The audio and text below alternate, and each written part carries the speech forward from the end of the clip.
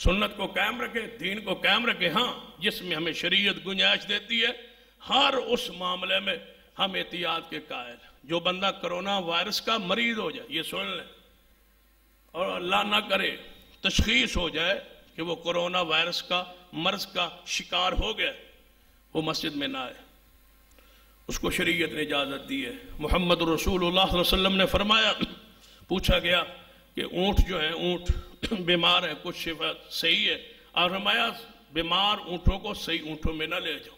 اس حدیث کتاب محدثین نے لکھا ہے کہ اونٹوں سے، حیوانوں سے زیادہ قیمتی جانور، قیمتی جو ہے وہ مسلمان کی اور انسان کی جان ہے، لہذا جو بیمار ہے وہ شفا یافتہ بندوں سے، صحت مند بندوں سے وہ دور رہے۔ نبی علیہ السلام نے فرمایا جو پیاز یا لہسن کھا لیتا ہے وہ ہماری مسجدوں میں نہ آئے، اس سے کہ دوسروں کو تکلیف پہنچتی ہے۔ تو جو کرونا وائرس کا مریض ہے، تشخیص ہو گئی ہے کہ وہ واقعہ بیمار ہے، ڈاکٹروں نے ڈکلیئر کر دیا ہے، اس کے بعد اس کو الگ رکھا جا سکتا، اس کو مسلمانوں میں، انسانوں میں، عام اجتماع گاہوں میں، مسجدوں میں، جمعے پر، نمازوں پہ نہیں آنا چاہیے، وہ الگ رہے۔ رسول رحمت صلی اللہ علیہ وسلم کی اس پر حدیث موجود ہے، نبی علیہ السلام کی حدیث ہے، لا ضرر ولا ضرار، فرمایا آپ بھی نقصان کسی نے نہ پہنچاؤ، کہ اپنی ذات کا بھی نقصان نہ کرو تو نہ کسی نے پہنچاؤ، لہذا جس سے دوسرے کو تکلیف پہنچتی ہے اس سے آپ بچیں، اور اپنے نفس کو بھی ہر قسم کی تکلیف اور بیماری سے اپنے آپ کو محفوظ رکھیں۔ جو تعین ہو چکا ہے یہ بیمار ہے، لیکن صحت مند بندوں کو نہ ملنے دینا، یہ ایمان عقیدے کے خلاف ہے۔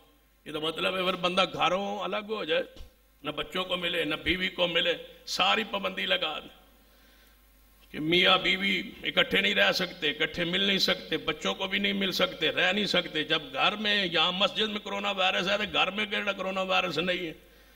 یہ ڈر اور خوف کا کیفیت طاری کرتے ہو کہ ہر بندہ ذہنی مریض ہو، ڈر ڈر کے، اور جس طرح وہ انہوں نے کہا تھا لا مساس، کہ نہ چھوئے، جڑا ایک دوسرے چھوئے گا مر جائے۔ یہ وہ اچھوت کی بھی جو بیماری ہے، جو بنی اسرائیل میں کا انداز تھا، وہ اپنانا چاہتے ہو، قوم کو ذہنی مریض کرنا چاہتے ہو، ہر بندہ ایک دوسرے سے دور دور نہ سے دوڑے کہ یہ بندہ مجھ سے ٹکرا جائے گا تو میں مر جاؤں گا۔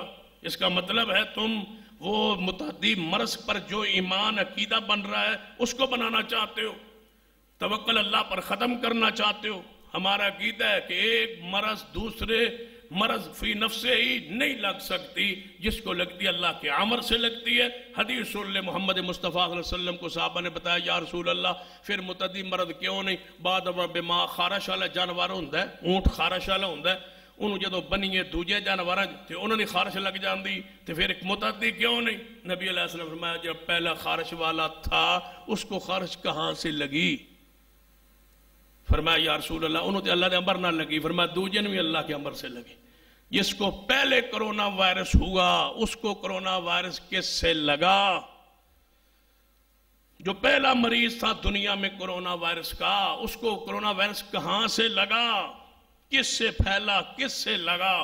سارے کہیں گے پہلے کو لگا اللہ کے امر سے، تو دوسرے کو بھی لگتا ہے اللہ کے امر سے۔ یہ اللہ کا امر ہے، ہمارا یہ ایمان ہے۔ مریض سے مریض نہیں ہوتا، لیکن ایمان یہ ہو کہ ہر بندے پر اللہ کا امر ہوتا ہے، تب اس کو بیماری لگتی ہے۔ یہ لامساس والی کیفیت نہ بنا دی جائے، ڈراؤنا نہ کر دیا جائے، پورے ملک کو مرعوب پریشان کر کے اندر نہ بٹھا دیا جائے، تاکہ ذہنی لوگ مریض ہو، ٹینشن سے لوگ مرنا شروع ہو جائیں، دل کے مریض ویسے ہی مرنا شروع ہو جائیں، ان کے دل پھٹنے شروع ہو جائیں، اور ناڑے جو نسیں وہ پھٹنا شروع ہو جائیں۔ اس کا وہم سے، توہم پرستی سے امت کو بچاؤ، اور امت کو سکھا دو کہ عقیدہ ایمان اللہ پر، بھروسہ اللہ پر، لیکن احتیاطی تدابیر اسلام دین شریعت نے بتائی ہیں وہ اختیار کریں، علاج شریعت نے بتایا وہ علاج کریں، شریعت کے تابع رہے۔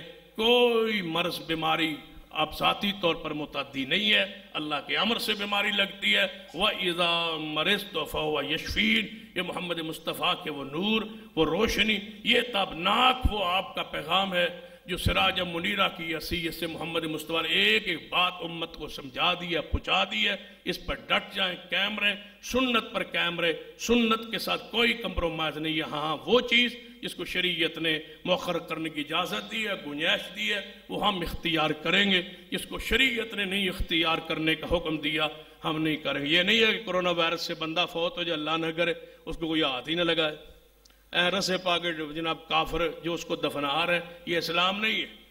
اس کو نہلائیں، غسل دیں، غسل دینے کے بعد جو بندے غسل دینے والے ہیں وہ خود غسل کریں، غسل کر کے وہ اپنے کپڑے بدلیں، مسلمان کی میت کو اٹھائیں، جنازہ پڑھیں، طریقہ وہی جو محمد مصطفیٰ صلی اللہ علیہ وسلم کا۔ اگر رسول اللہ فرما دیتے طاعون کے علاقے میں کوئی کسی کا جنازہ نہ پڑھے، کوئی کسی کو دفنائے نہ، سیدنا معاذ بن جبل جیسے انسان شہید ہو گئے ہیں طاعون سے، صحابہ نے اٹھایا ہے، جنازہ پڑھا ہے، اس کو غسل دیا ہے، اس کو کفن دیا ہے، ان کا جنازہ پڑھا گیا معاذ بن جبل رضی اللہ تعالیٰ عنہ۔ لہذا یہ تصور کافروں کا تصور ہے، ہمارا تصور نہیں ہے۔ انشاءاللہ ہمارا پھر بھی وہی عقیدہ ہے کہ بیماری اللہ کے امر سے آتی ہے، لہذا کسی مسلمان میت کی تحقیر نہ کی جائے، اس کا جنازہ پڑھا جائے اور اس کے جنازے میں شریک ہوا جائے، اس کو غسل کفن پوری شرعی احکامات پورے کیے جائے۔ اللہ مجھے اور آپ کو توفیق عطا فرمائے۔ اقول قولی ھذا واستغفر اللہ لی ولکم ولسائر المسلمین وآخر دعوانا الحمدللہ۔